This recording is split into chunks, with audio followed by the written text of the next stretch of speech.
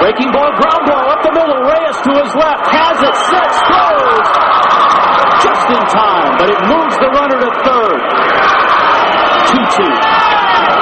Drive to right center field. That's going to get it. Base hit. They tied it. How about this?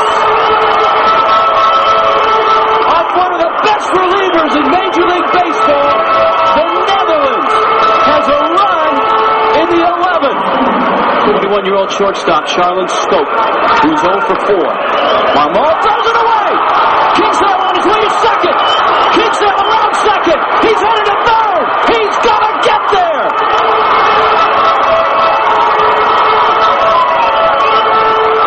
Winning run, 90 feet away. 1 out. Bottom of the 11th. Danny Rombrey's on deck. 3-2 pitch. Ground ball off the glove of Ibar. They did it. They win it. The Netherlands is going to Miami. Down goes the Dominican. Don't play the laughing boy. There are only two things I can't stand in this world. People who are intolerant of other people's cultures. And the Dutch. What?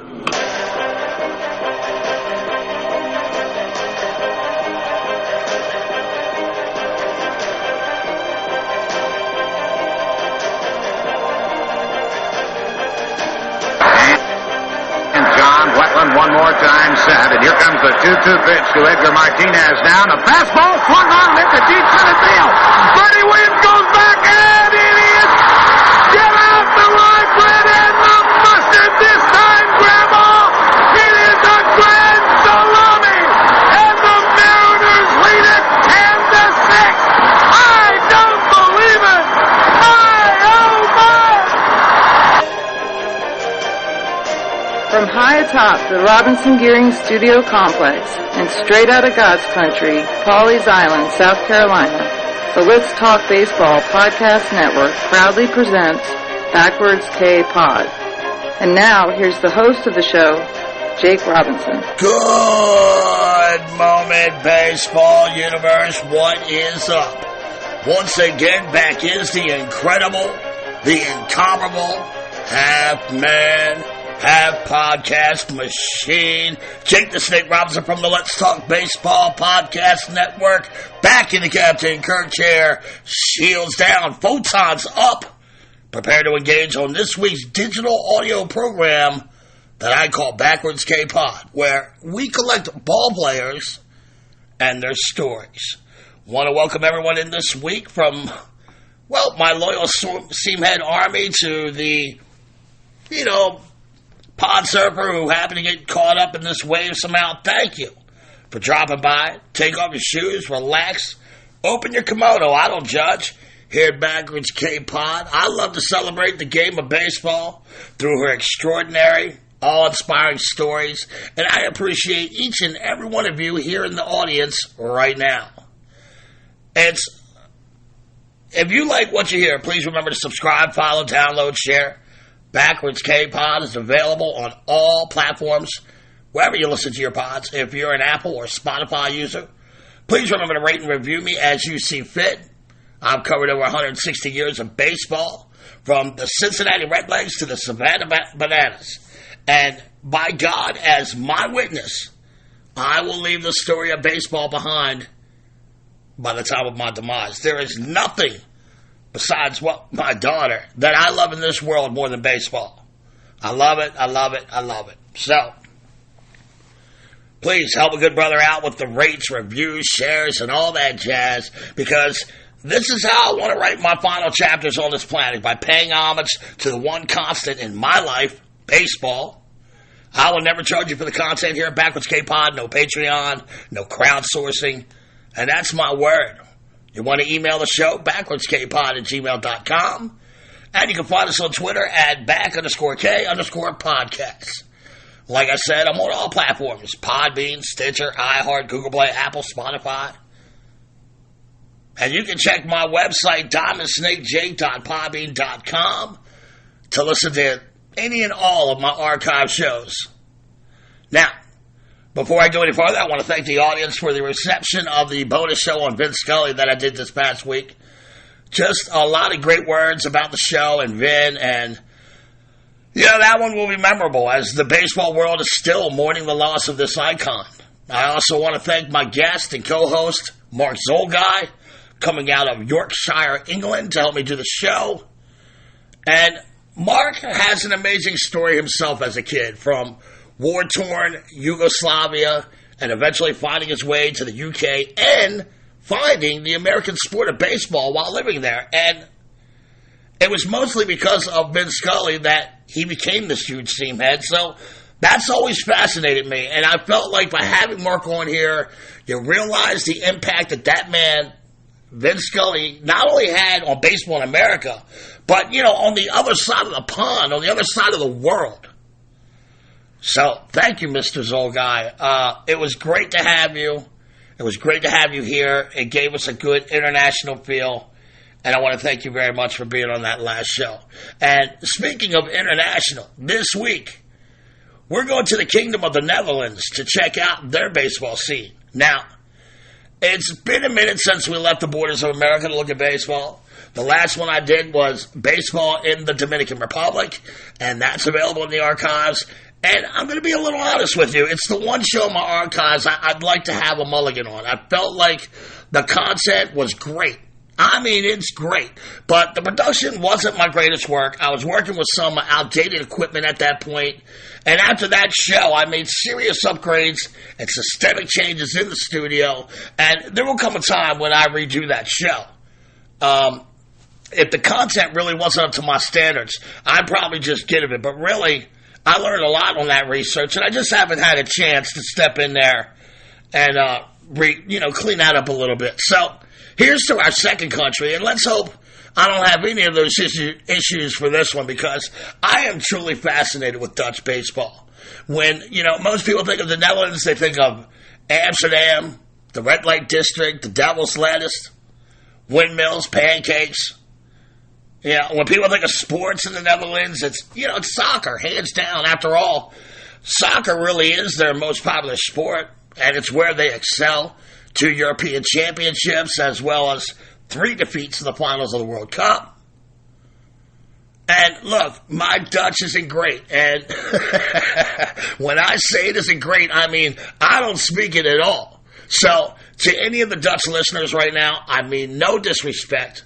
Hopefully I don't butcher your language too bad today, but I'm going to try to keep it authentic. So, anyone listening in Hoofddorp, Amsterdam, Aruba, Curaçao, Rotterdam, wherever, please accept my preemptive apology, and I will do my best not to embarrass myself too badly this week. And look, the Dutch, they have become a powerful European force in baseball, or as they call it, honkbal. That's right, it's called honkbal. Honkbal. So, the game of honkbal was introduced to the country in 1911 by J.C.G. Grassa, who brought the game back with him after a visit to the United States. He was exposed to Major League Baseball, and he became like this huge fan of the sport.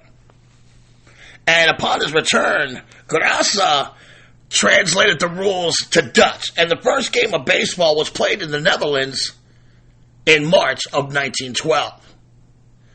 In 1922, a league was formed, making it the oldest baseball league outside of the Americas.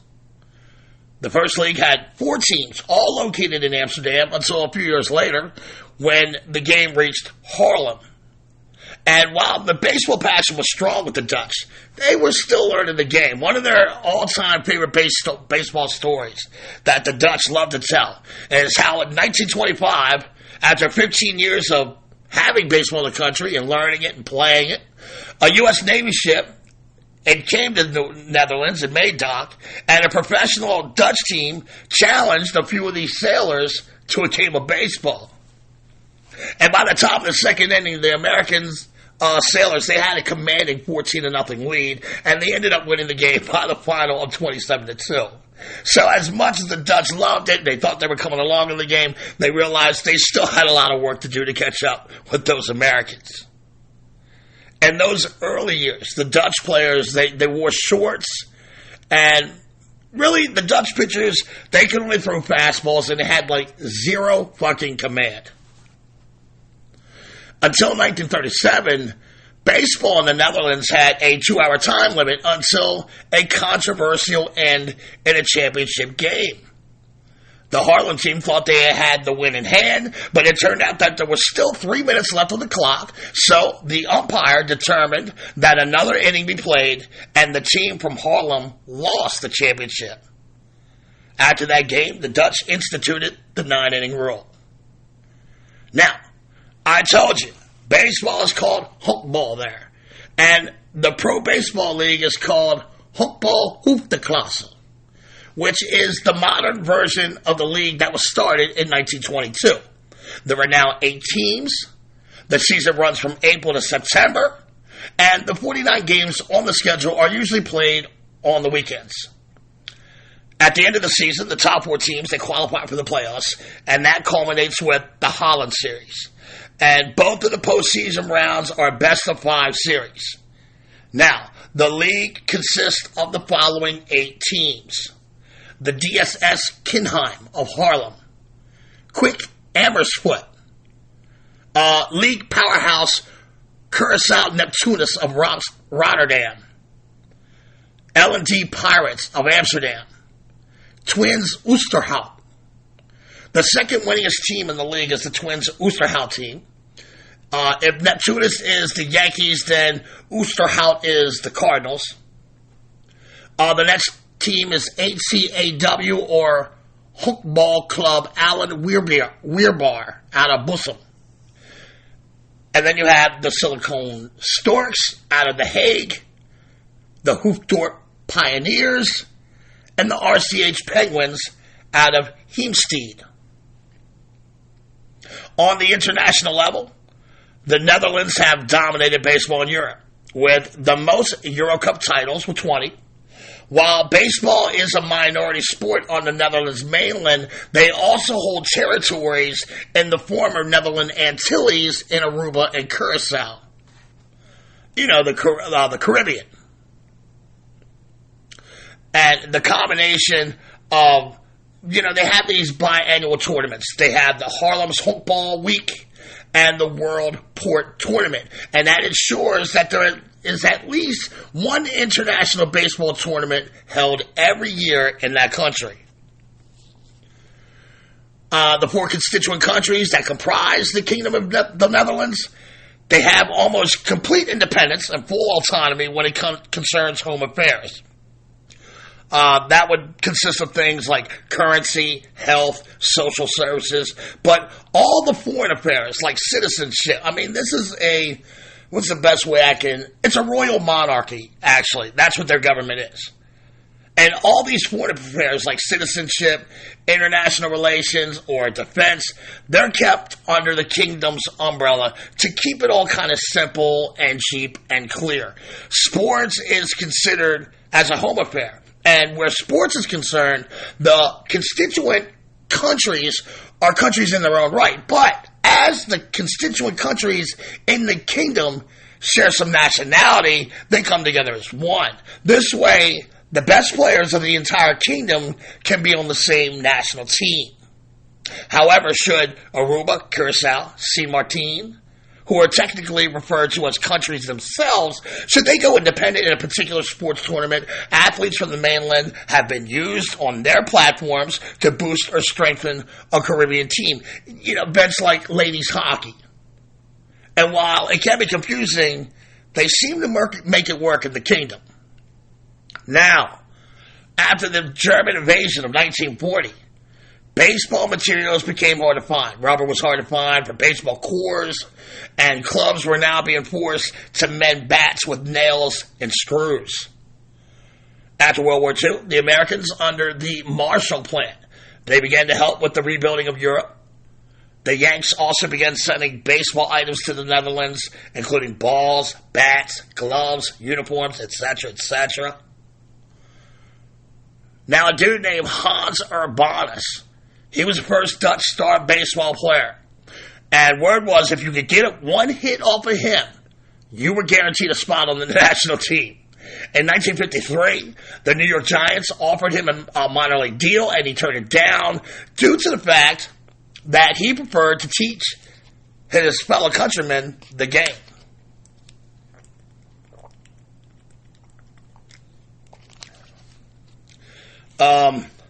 The post-war help from the United States, under this Marshall Plan, it helped the Dutch earn their first European title in 1956 in Rome, Italy. And because of that title, the Dutch were invited to the Global World Series. American coaches like Ron Frazier, Bill Archie, they helped the Dutch improve their game. And it was at this time the number of baseball fields built around the country increased dramatically. In 1963, a real baseball stadium was built in Harlem, and it became the site of the Harlem Honkball Week tournament that I mentioned earlier. In 1970, a Dutch-born player named Bert Blyleven made the Twins roster, becoming the first Dutch-born player to make it to the show. However, the Hall of Famer was raised in California, and he never played in the Dutch League in his life. The first Dutch player to make the show from a Dutch field was Win Remmerswaal. He pitched briefly for the Boston Red Sox in 1979 and 1980.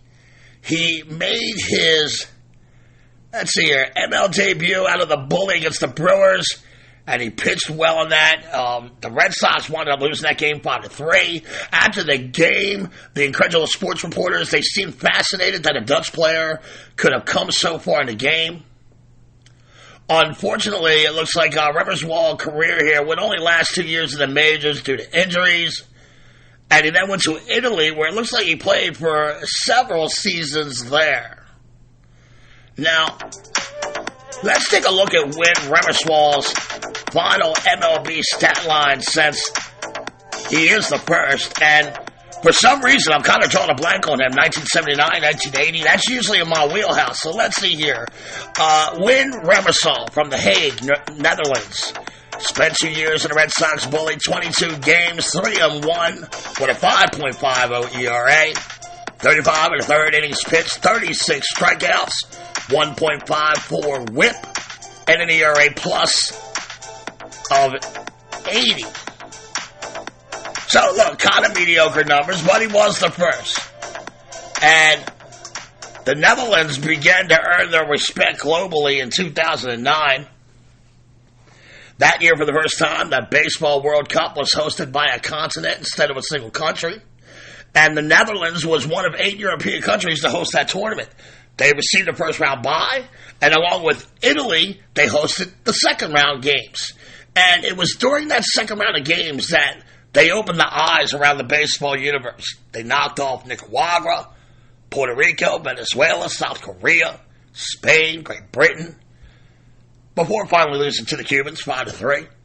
In the third round, the Dutch, they smashed Chinese Taipei 11-2 in the first game. That was before they lost to the United States and Canada. They would play Australia and lose their final game of the tournament 4-1, finished sixth place with a 7-5 record. Catcher Sidney de Jong was selected from the team for the tournament All-Star. In 2011, their 39th and final World Baseball Cup, the Netherlands balled out. In the first round, the Dutch dispatched the United States, Panama, Puerto Rico, Japan, Chinese Taipei, and Greece 19-0. With their only loss coming to the Canadians, 5-4 in extra innings. I mean, those are real deal teams right there. United States, Panama, Puerto Rico, Japan, even Chinese Taipei. I mean, forget about it. With the number 1 seed in the second round, the Dutch destroyed Venezuela. I mean, they're a baseball powerhouse. This is in 2011. They destroyed Venezuela 12-2. They beat up South Korea, Australia, and then they went on to beat 25-time world champion Cubans 2-1 in the world title game. Kurt Smith scored the winning run. He received MVP honors, and Tim Stauffenberger was declared the most outstanding pitcher of the tournament. In 2009, they played in their first WBC. They played 3 exhibition games against the Pirates, Reds, and Twins, and they lost all 3 games to those MLB teams. They competed in Pool D with 2006 semifinalist Dominican Republic, Panama, and Puerto Rico, and their game started at Hiram Bythorn Stadium in San Juan, Puerto Rico. Their performance in the 2009 WC officially put the Netherlands national team on the map outside of Europe as they beat the mighty Dominicans twice. One of these being that miraculous come-from-behind extra inning win that you heard at the very beginning of the show. 2-1 in extra innings. And as a result, the team made it through the first round, along with Puerto Rico, into the second round. The Venezuelans and Americans beat them. And, thus eliminating that scrappy team that, they were becoming very beloved. I mean, they knocked off the Dominicans twice. I mean, that is more than impressive. The Kingdom has competed in all 4 of the WBC tournaments. And in 2013 and in 2017, they had back-to-back fourth-place finishes as they are presumably set to pretty much crash the WC party at some point here. I mean, they're like one of those teams that's just ready to crash through that glass ceiling. As this is a team that's pretty much progressed every year that tournament has been held. The team has, it now features several major leaguers, and it has in the past. The Dutch influence on Major League Baseball continues to grow stronger. The WBC team in particular now features players like Xander Bogaerts, Andrew Jones, Kenley Jansen. I mean, he was actually a big-time catcher on the 2009 team that beat the Dominicans twice. Sidney Ponson, Didi Gregorius, Andrelton Simmons, Jurickson Profar, Jonathan Skov. That's just to name a few. In the last WBC tournament in 2017, the Netherlands came in, ranked 9th in the world. After first game defeat to Israel 4-2, the Dutch shut out South Korea 5-0, and they beat Taiwan to advance to the second round with the Israelis. One sidebar on that Netherlands-Israeli matchup. It is believed that the tallest batter-pitcher matchup in baseball history occurred in that game when 7'1" pitcher Loke van Meel walked Israel's 6'8" first baseman Nate Freeman. So, that's a cool piece of trivia. Some of you may want to sit on right there. 7'1" pitcher Loke van Meel and the first baseman 6'8" Nate Freeman.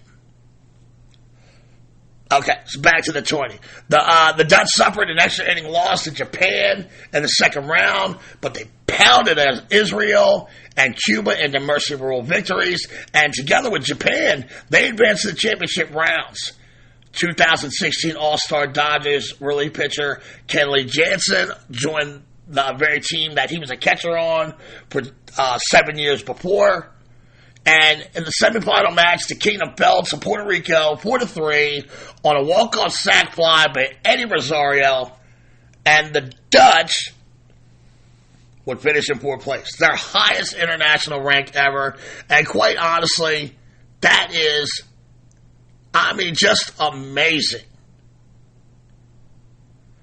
While the majority of the players in the Netherlands, they dream of playing in the majors like any other kid. They want to play against the greatest players in the world. And there's still this sense of pride and honor in making the national team. The truth is that baseball will never be the king in this soccer-crazy country. But the Netherlands is a basin for legitimate gems as the sport gradually becomes more and more popular.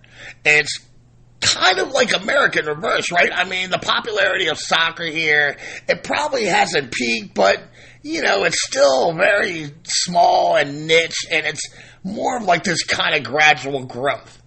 And every once in a while, the States put out a few players who can hang in the Premier and Bundesligas, and it pretty much is the same exact thing here, just in reverse with baseball and soccer.